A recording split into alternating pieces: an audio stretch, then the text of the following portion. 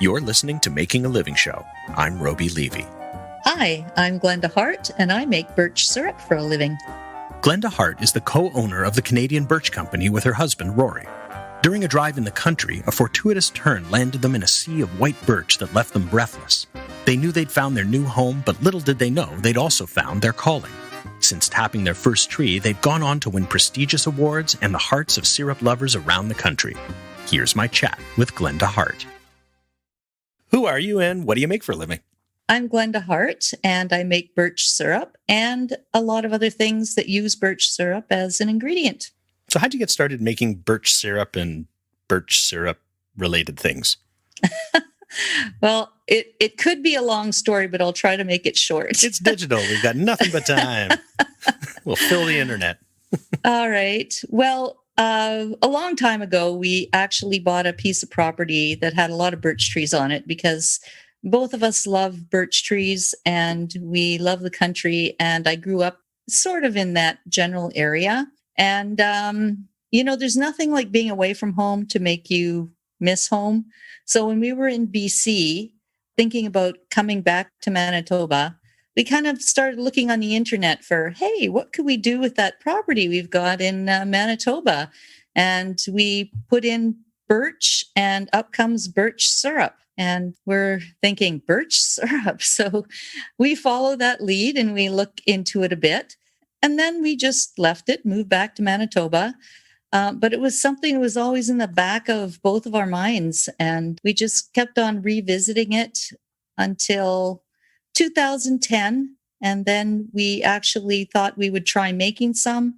They do backyard maple syrup. Well, we were doing backyard birch syrup. But that was a bit of a adventure because birch sap's not as sugary as maple. So it takes so much more sap. So, you're boiling and boiling and boiling and boiling and nothing's happening.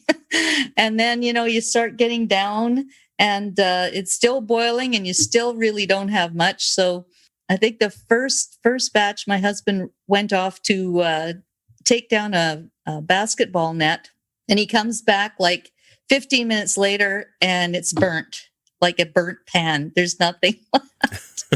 So after that, we tried again and didn't leave the pot. And we did make some birch syrup, but I don't know, probably cost us $200 in propane to make like this much. Like a couple of inches deep in the pot. A couple of inches. Oh, well, man. I think it may have been 150 mLs all told. So at that point in time, we said, well, this is not a hobby. You're either going to do it or you're not going to do it. So we left it again. We didn't do anything. And then we went walking in the forest, got lost, ended up on the neighbor's property and looked around and saw huge birch trees, like way bigger than any we had on ours. And as we found our way out, there's a for sale sign. And so we started thinking more seriously at that time and ended up in 2012. That was our first season. So let me backtrack here for a second. Had you ever done any syrup making in your life, either of you before? No. Then what in the world would make you want to go and try it, number one, fail miserably, and then buy an entire other property just because there's a lot of trees there and then make a business of it? Like, how did you get to that stage? The dream that wouldn't die. And and my husband did a huge amount of research. Like he was on the internet, he was all over the place and had done a lot of research, found some papers written in Finland and from universities there. So he did a lot of research. So when he was ready to do it, he was ready to do it. Well, so why birch, though? I mean, we have no maple. Right. But what about the Manitoba maples that are growing out of my backyard like weeds? Those don't give syrup? We don't have any. We don't have any. And yes, they do give syrup, but we don't have any in our area. Lucky me. So we have birch trees. But yeah, that's actually the box elder tree, I believe. And you can make some lovely syrup with that. And if we had any, we'd do it, but we don't. So we don't.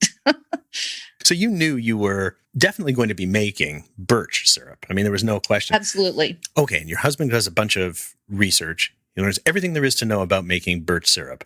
And rather than telling him that he's nuts, you're like, yeah, no, let's get into this. I know, because I'm nuts too. Oh, okay, so that works out well. We're a pair. There's a lot of work that goes into this. I mean, this is not a thing you take lightly. You got to buy the land, you have to have the trees, and then you have to get into the entire mechanics. Like, what goes into making syrup from a birch tree? Well, it's very much like maple in that you have to go out and you have to tap the trees, and then you've got to get that sap back to the processing area. And birch syrup, you have to take another step. You have to actually use a reverse osmosis.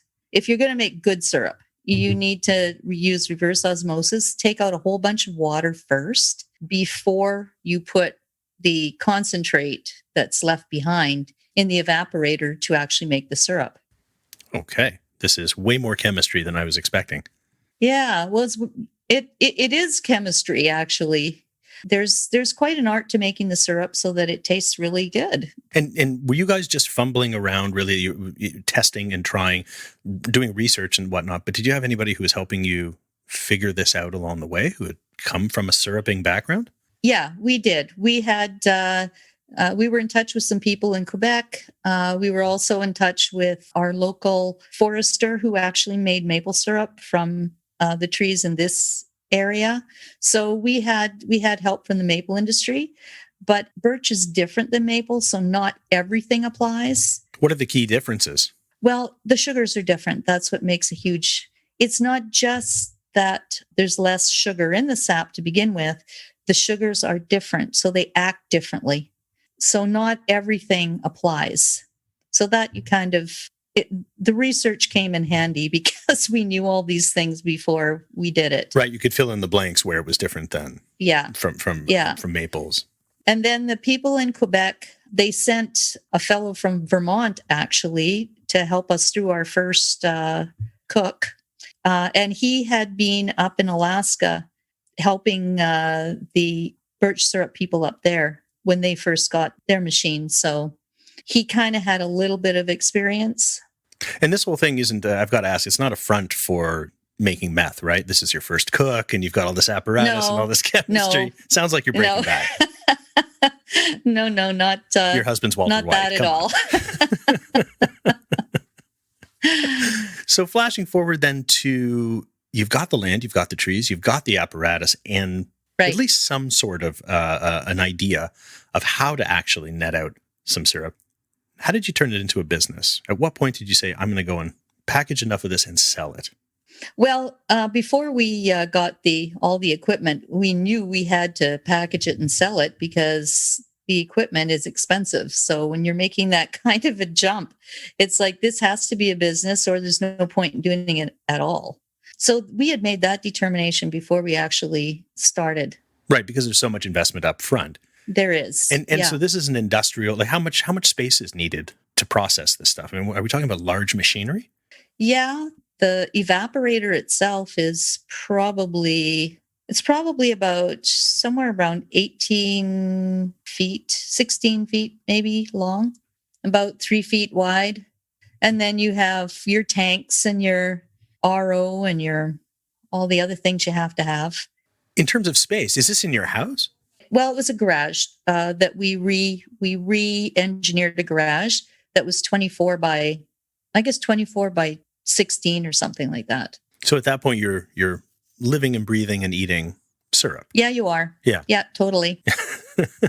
So there are worse things to do. Yeah. Oh, absolutely. I'm curious about the time it takes and the effort that it takes to get from the tree through the machinery and through the filtering and the reverse osmosis assisting. Is that a thing? No. Yeah, so, reverse osmosis. Reverse osmosis. And then getting it to a point where it's edible. How long is that process taking?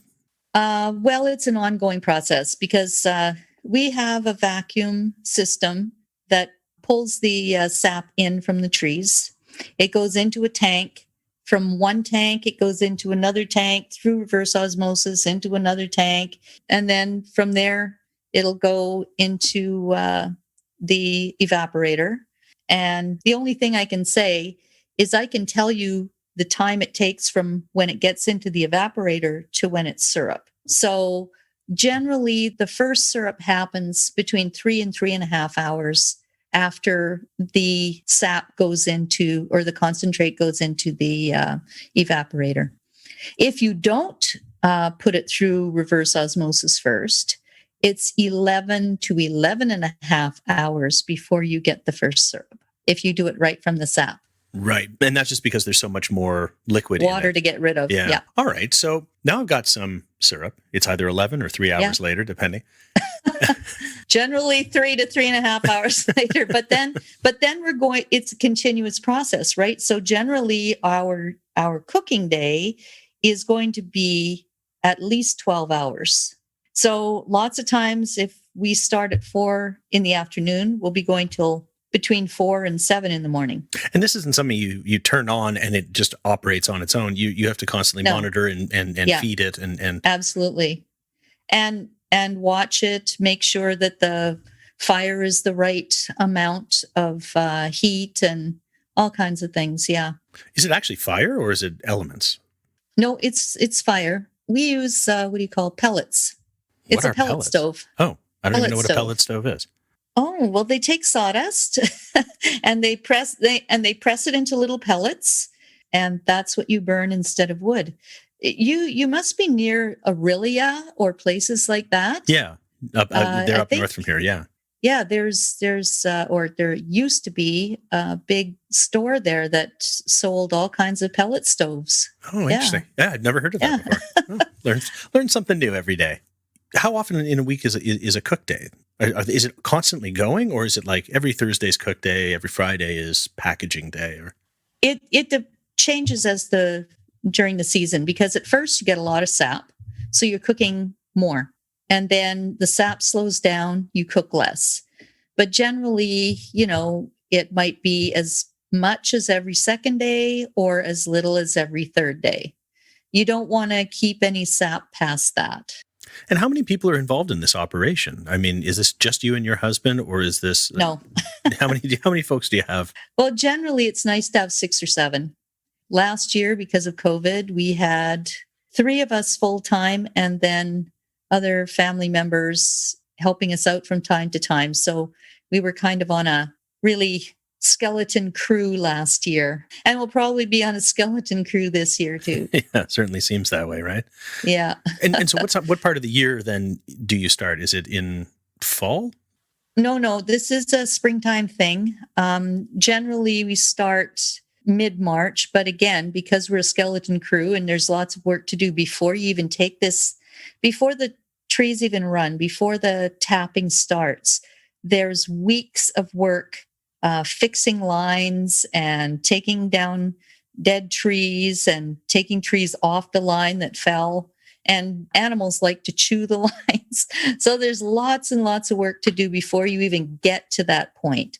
So we'll start beginning of March. And the cook just goes all the way through until effectively it's tapped out? How long does it take? Well, the tapping will happen in April. So you're looking at 6 weeks of work before that. So generally the season is anywhere from, it's around 17, 18 days. Last year we had a full 3 weeks. 1 year we only had 10 days. It's all weather dependent. Because it's later in the season, you have to deal with more heat problems. Like May can get really, really warm.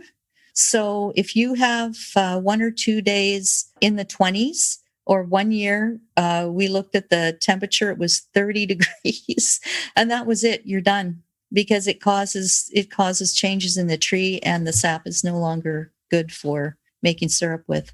So the syrup often ends before the sap stops. You're really at the mercy of all the weather. Absolutely. And that must make it incredibly difficult to determine what your yield will be for that year. Totally. So how does that affect your business then? I mean, are you talking about shifts of hundreds of bottles of syrup, or? Well, here's what happens. If you have a good year, you just make syrup until you can't make syrup anymore. And if you don't sell it all, you don't stress about it. You just say, oh, great. We have some to get us through the next time that it's a really bad season. Well, because syrup doesn't go bad, does it? It doesn't. No. Something would have to go terribly wrong, right? We have syrup that is 10 years old from our very first. We actually have the first syrup we ever made. You know that 150 ml? We still have it. And it still tastes good. Does syrup actually age? Like, does it mature like wine and get better over time? I think it does. I think it gets more mellow, seriously. But generally, people aren't keeping it that long. They're using it. Right. Or if you're like my kid, you just take it by the spoon. She just spoons you can do that too. Yeah. Put a plate of waffles down and she just scoops in syrup into her mouth. Now, that's another thing. Birch syrup is not like that. It's a culinary syrup. It's got a very, very intense flavor. So you don't actually use a lot. We have a breakfast syrup, but it is not pure birch syrup because there's just too much flavor for that. So what are people using your syrup for then? Or are they just using really small amounts? The darker stuff is being used for meats and to make sauces. That's what I do with it. Some of our products are using the birch syrup for that purpose. So it's a flavor thing. It's more of a flavor thing than a sweet thing. And then, of course, our birch for breakfast, it is sweet because we add sugar. We add other things so that it's just less flavor because you don't want that much flavor. You want to use a lot. So we make it so that you can use a lot. Do you actually dilute it in order to do that for the breakfast? Yeah, we do. You have to because there's just too much flavor for pouring it on something like a pancake. However, you can drizzle that pure birch syrup on something like a cheesecake or on ice cream and all that intense flavor because you've put a little bit on a lot of something. It's amazing. It's amazing flavor. And if you like cocktails. Who doesn't like a cocktail? Yeah, the gold syrup is fabulous in cocktails for sure. What sort of cocktails would you add it to? Well, you can use it with any liquor. We often use it with bourbon and lemon juice and gold birch syrup. But there's all kinds of other things that people can do with it as well. It just enhances flavor, gives it a little sweetness, gives that depth of flavor that you don't always get. Like we have a toffee sauce, for example. There's no toffee sauce like it. Like generally, you have a toffee sauce and it's like, yeah, it's nice and sweet. It tastes good. But our toffee sauce, it has layers of flavor. It's not just one taste. So there's all of this amazing dimension and depth to the flavor. And that's what birch syrup does to any kind of cooking. So whether you use it as meat or sauces, whether it's sweet or a savory sauce, anything like that, it just adds incredible depth. Tell me why making your own syrup is so important to you. For that matter, why making your own anything is important to you. Because you're very passionate about making syrup. Most people are just passionate about eating syrup. So I'm passionate about that too. There's something about having made something from nothing that is just incredibly satisfying. Not that birch sap is nothing, but it's just taking something from a forest or from the ground, from something, and making an amazing product from it, whether it's a syrup or whether, you're taking a canvas and painting something, or whether you're, making a gourmet meal from a bunch of stuff from your garden. It's just that satisfaction. Yeah, it's very rewarding to conjure something from the ether. Yes, exactly. And especially when it's something that others can enjoy as well. I mean, I think that's one of those things that really sort of brings makers and creators and artists and entertainers, it fuels them. The sharing. Yeah. They have something they want to get across. They want to give to the audience or to the recipient or to the buyer and to the end user. And they really want them to enjoy it as much as they do. Right. So there's this thing about it's a giving, not a keeping. I have to ask about the trees. Do trees have feelings? Does it hurt the trees? Well, what it's compared to is if you give blood, you only give a little bit. When you take sap from the tree, you're only taking a tiny bit of the sap that runs through that tree. You're not taking anywhere near all of it. The tree doesn't miss it. So they're fine. Yeah. I don't So have to it's worry about giving the too. crying trees. You don't have to worry about the tree at all. And you know what? We take care with the trees. We make sure that we sterilize the drill bits and everything from going from one tree to the other, so we don't spread any disease and that kind of thing. So, we take good care of them. How do you market your stuff, and how do you bring it to market, for that matter? Well, because birch syrup is not well known, even now, there's nothing that's better than just meeting people where they've come and giving them a taste and telling them about it and talking to them. There's an education component to it. There's an exploration component where people want to taste the flavor because they've never had anything like it. So that is the best way. Now, of course, COVID kind of put a cramp in that. Yeah. And it will continue to for this year, I'm sure.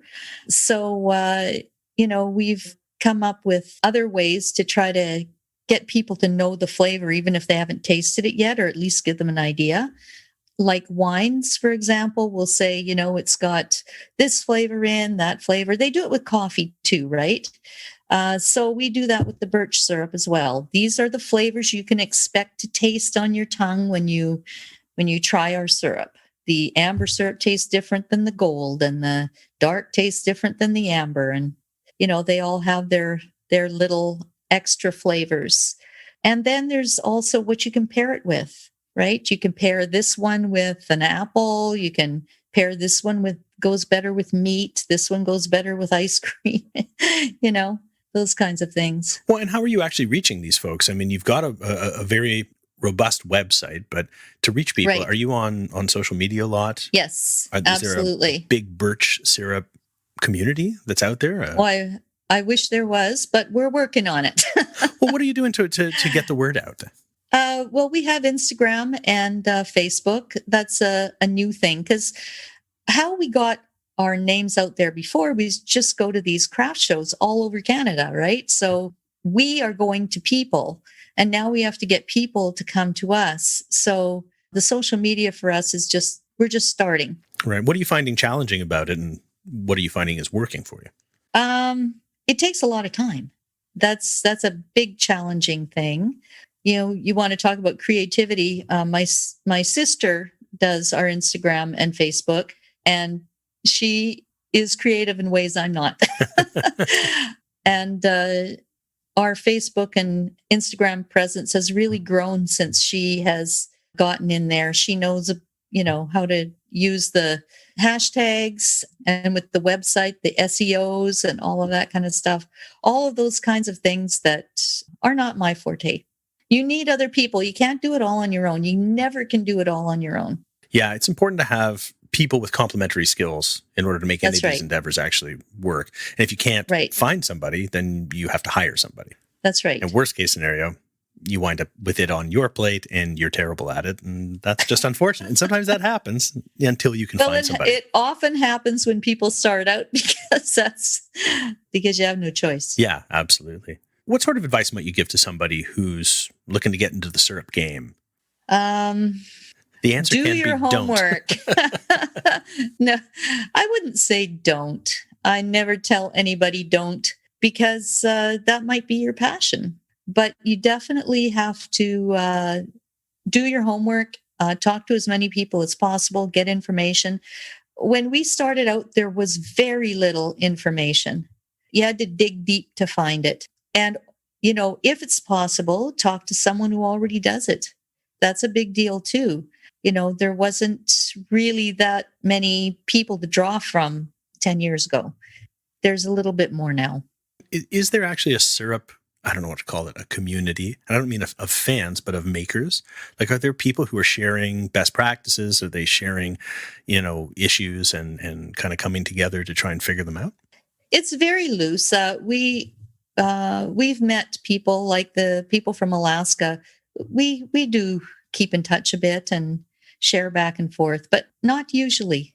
It's so small and people are spread out all over the place. It's not like Ontario where there's a whole bunch of maple producers in one spot and, they all know each other and they, it's very different because here it's very spread out. And you know how life is. Things get busy. Things get busy. It's hard enough to keep in touch with people around you, let alone, people far away. I'm curious if you advertise. I mean, you said you go around from city to city, from market to market. That's generally how you've gotten the word out. Social is what you're using now. It is. And web. But what about advertising, PR, any kind of online events or anything like that in lieu of COVID? You know what? We're just starting out of this kind of thing. In the past, we've done some advertising, etc. It doesn't really go anywhere. I find that probably best is the Facebook ads and the Instagram and that kind of thing really is good for our kind of business. But we have lots to learn about that. And that will be a focus going forward. Right. Especially as things are more online and less in person for the foreseeable future. Yeah. Yeah. What's the ultimate goal that you and your husband are trying to achieve? What are you trying to do with the business, and what are you hoping to get out of it in the long run? You know what? It is a lifestyle. It's a healthy, sustainable, be where you want to be kind of lifestyle. I think that that's a big part of it. Second part of it is, in a sense, we're part of making a new industry. And when we first got into it, I think a lot of people were trying to make their syrup to be more like maple, whereas we just accepted that it's something different. And it's nice to be part of the start of something, because I don't think it's going to go away. It does have its own niche, is very different than anything else. I'm sure we're not the only ones who have been part of a small beginning. And it's kind of exciting to be there. Well, where can people find out more about you? On our website, CanadianBirchCompany.com, or on our social media, our Instagram or Facebook. They're both at Canadian Birch Syrup. Fantastic. Well, thank you so much for being on the show and sharing how you make a living. Well, thank you for having me. It's been fun. Subscribe to Making a Living Show on Apple, Google, Spotify, Stitcher, and pretty much anywhere else you get your podcasts. For more on the show, visit makingalivingshow.com and follow along on Instagram, Twitter, Facebook, and YouTube. Making a Living Show is produced by Next Exit Media and hosted by me, Robi Levy. Thanks for listening.